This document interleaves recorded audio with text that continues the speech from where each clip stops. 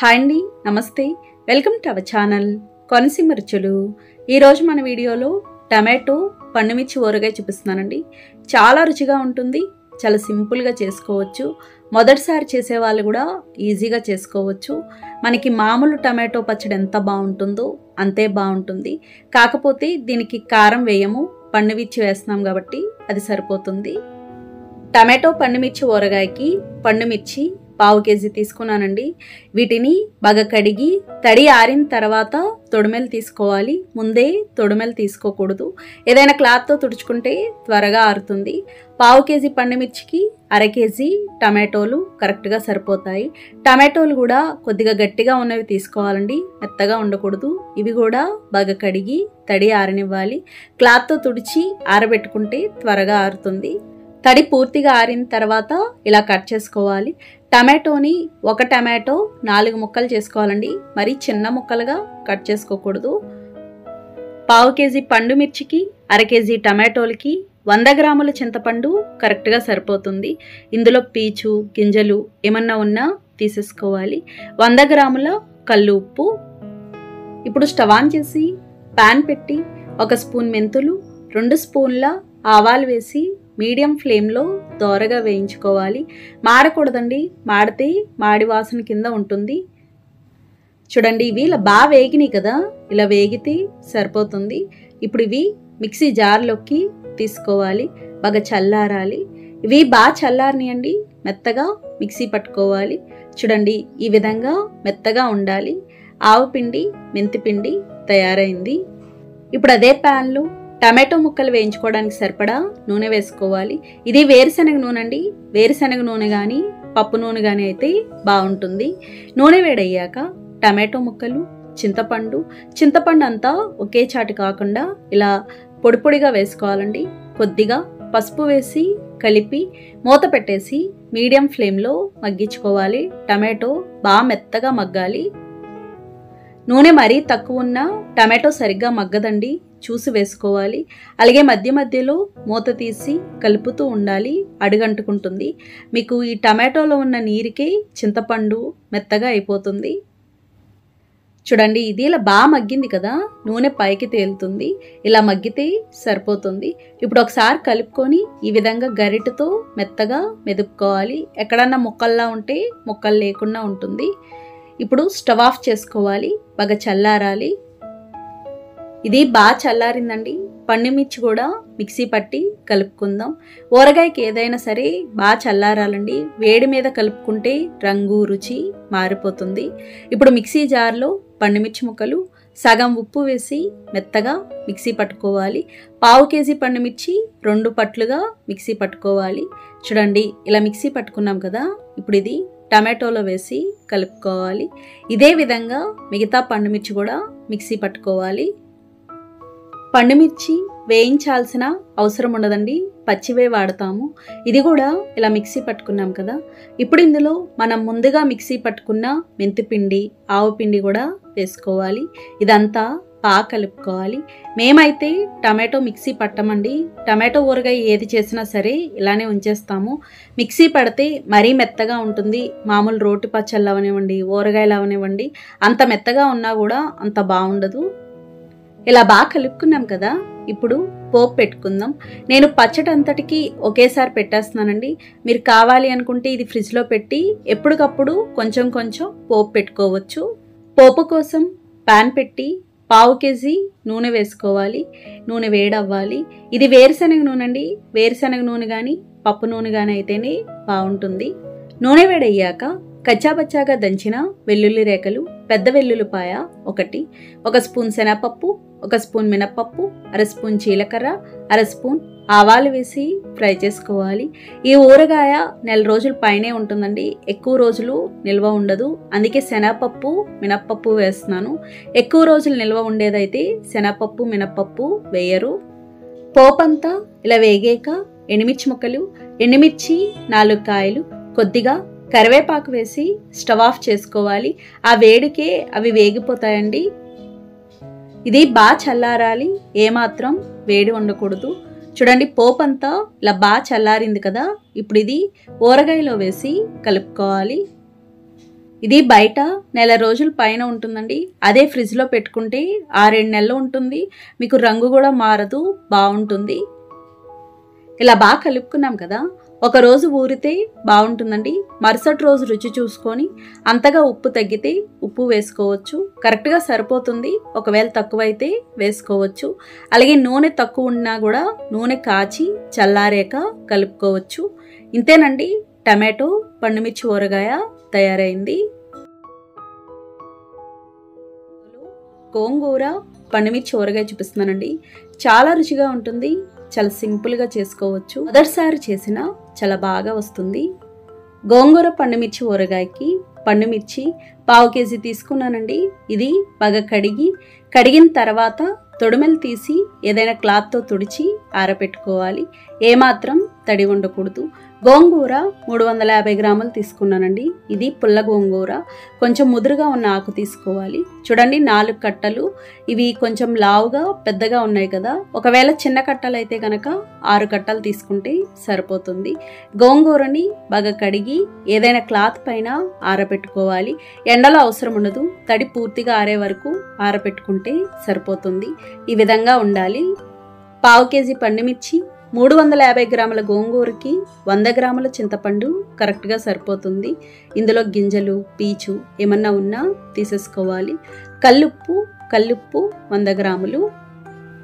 Stove on చేసి pan పెట్టి స్పూనున్నర మెంతులు, 3 స్పూన్ల ఆవాలు వేసి మీడియం ఫ్లేమ్లో దోరగా వేయించుకోవాలి. ఇలా కలుపుతూ ఉండాలండి, సమానంగా వేగుతాయి. మాడకూడదు, మాడిని అంటే మాడు వాసన వచ్చినట్టు ఉంటుంది. చూడండి, ఇవి ఇలా బాగా వేగినాయి కదా, ఇలా వేగితే సరిపోతుంది. ఇప్పుడు ఇవి మిక్సీ జార్లోకి తీసుకోవాలి, బాగా చల్లారాలి. ఇవి బాగా చల్లారనియండి, మెత్తగా మిక్సీ పట్టుకోవాలి. చూడండి, ఇలా మిక్సీ పట్టుకున్నాం కదా, మెంతిపిండి, ఆవపిండి తయారైంది. ఇప్పుడు అదే ప్యాన్లో కొంచెం వేరుశనగ నూనె వేసుకోవాలి. ఊరగాయలకి వేరుశనగ నూనె కానీ పప్పు నూనె కానీ అయితే బాగుంటుంది. ఇప్పుడు చింతపండు ఉడికించుకుందాం. నూనె వేడయ్యాక చింతపండు వేసి 2 కప్పుల నీళ్లు పోసి మీడియం ఫ్లేమ్లో చింతపండు మెత్తగా అయ్యి దగ్గర పడే వరకు ఉడికించుకోవాలి. ఒకవేళ నీళ్లు తక్కువ ఉన్నాయి, బాగా చిక్కగా ఉంది అనుకుంటే ఇంకొంచెం నీళ్లు పోసుకోవచ్చు. నీళ్ళకు కొలత ఏమి ఉండదండి. చూడండి, ఇది ఇలా బాగా ఉడికింది కదా, ఇలా ఉడికితే సరిపోతుంది. ఈ విధంగా దగ్గర పడినట్టు అవ్వాలి. ఇప్పుడు స్టవ్ ఆఫ్ చేసుకోవాలి, బాగా చల్లారాలి. ఇది చల్లారే లోపల గోంగూర వేయించుకుందాం. ఇంకొక ప్యాన్ పెట్టి వేరుశనగ నూనె వేసుకోవాలి. గోంగూర వేయించుకోవడానికి సరిపడా వేసుకుంటే సరిపోతుంది. నూనె వేడయ్యాక గోంగూర వేసి ఇలా కలుపుకోవాలి. కొంచెం కలుపుకున్నాక మిగతా గోంగూర వేసుకుంటే మొత్తం అంతా పడుతుంది. ఒకవేళ బాగా ఎక్కువ మొత్తంలో అయితే 2 పట్లుగా వేయించుకోవచ్చు. మీడియం ఫ్లేమ్లో పచ్చివాసన పోయే వరకు, ఇది దగ్గర పడే వరకు మగ్గించుకోవాలి.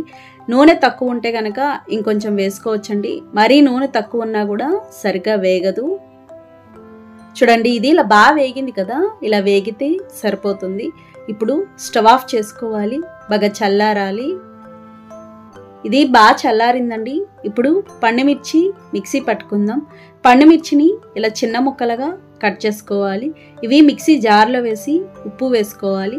100 గ్రాములు ఉప్పు ఉంది కదండి, కల్లుప్పు, అది వేసి మిక్సీ పట్టుకోవాలి. అలాగే పండుమిర్చిని వేయించాల్సిన అవసరం ఉండదు, పచ్చివే మిక్సీ పట్టుకుంటాము. చూడండి, ఇలా మిక్సీ పట్టుకున్నాం కదా, ఇప్పుడు ఇది మగ్గించుకున్న గోంగూరలో వేసుకోవాలి. ఇప్పుడు అదే మిక్సీ జార్లో మనం ఉడికించుకున్న చింతపండు ఉంది కదండి, అది బాగా చల్లారాక ఇలా మిక్సీ జార్లో వేసి మిక్సీ పట్టుకోవాలి. చూడండి, ఇలా ఉంటే సరిపోతుంది. ఇది కూడా గోంగూరలో వేసుకోవాలి. ఇందులో కొద్దిగా పసుపు, అలాగే మనం ముందుగా మిక్సీ పట్టుకున్న ఆవపిండి, మెంతిపిండి ఉంది కదా, అది కూడా వేసి బాగా కలుపుకోవాలి. అలాగే గోంగూర మిక్సీ పట్టాల్సిన అవసరం ఉండదండి, అది బాగా మెత్తగా ఉంది కదా. మిక్సీ పడితే మరీ మెత్తగా ఉండి అంత బాగుండదు. ఒకవేళ మీకు ఆకు పొడి పొడిలాడుతూ ఉన్నా కూడా మిక్సీ పట్టుకోక్కర్లేదు, అలా ఉంటేనే బాగుంటుంది. చూడండి, ఇలా బాగా కలుపుకున్నాం కదా, ఇప్పుడు పోపు పెట్టుకోవచ్చు. నేను మొత్తం అంతా ఒకేసారి పోపు పెట్టేస్తున్నానండి. మీరు ఇది ఫ్రిడ్జ్లో పెట్టుకొని ఎప్పుడు కావాలో అప్పుడు కొద్దిగా పోపు పెట్టుకోవచ్చు.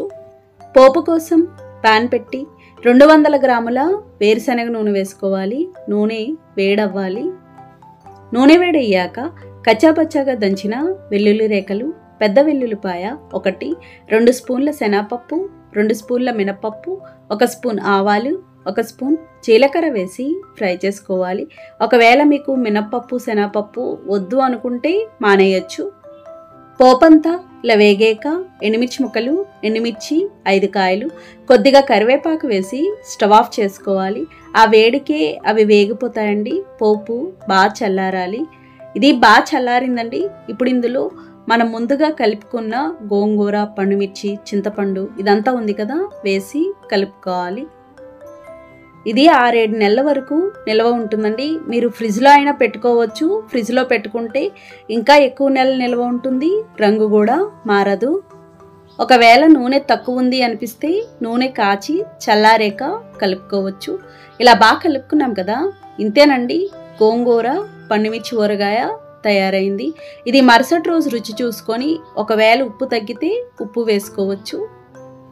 చాలా బాగుంటుందండి. అన్నంలో తినేటప్పుడు చిన్నగా కట్ చేసిన ఉల్లిపాయ ముక్కలు వేసుకొని తింటే ఇంకా బాగుంటుంది. చూసారు కదా ఫ్రెండ్స్, చాలా సులభంగా తయారు చేసుకున్నాం. మిరపకాయ నిలవ పచ్చడి చాలా రుచిగా ఉంటుందండి. చాలా సులభంగా తయారు చేసుకోవచ్చు. పండు మిరపకాయ నిలవ పచ్చడికి మిరపకాయలు 1/2 కేజీ తీసుకున్నానండి. ఇవి బాగా కడిగి ఏదైనా క్లాత్తో తుడుచుకొని తడి లేకుండా ఆరనివ్వాలి.